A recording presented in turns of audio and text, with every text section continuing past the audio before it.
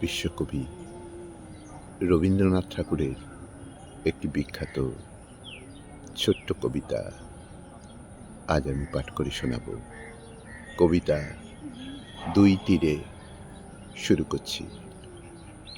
আমি ভালোবাসি আমার নদীর বালুচর, শরৎকালে যে নির্জনে চখাচখির ঘর, যেথায় ফুটে কাশ তটের চারিপাশ, শীতের দিনে বিদেশি সব হাঁসের বসবাস, কচ্ছপেরা ধীরে রৌদ্র পোহায় তীরে, দু একখানি জেলের ডিঙি সন্ধেবেলায় ভিড়ে। আমি ভালোবাসি আমার নদীর বালুচর, শরৎকালে যে নির্জনে চখাচখির ঘর।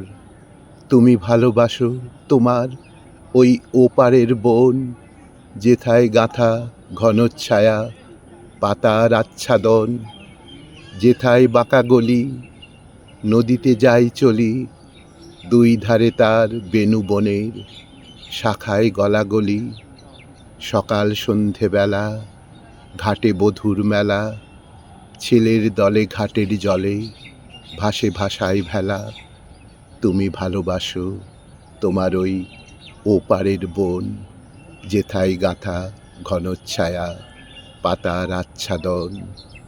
তোমার আমার মাঝখানেতে একটি বহে নদী, দুই তটেরে একই গান সে শোনাই নিরবধি।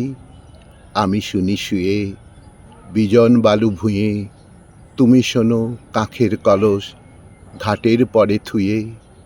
তুমি তাহার গানে বোঝো একটা মানে, আমার কুলে আরেক অর্থ ঠেকে আমার কানে।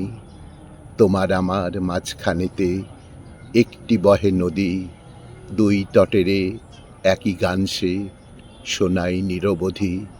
দুই তটেরে একই গান সে শোনাই নিরবধি।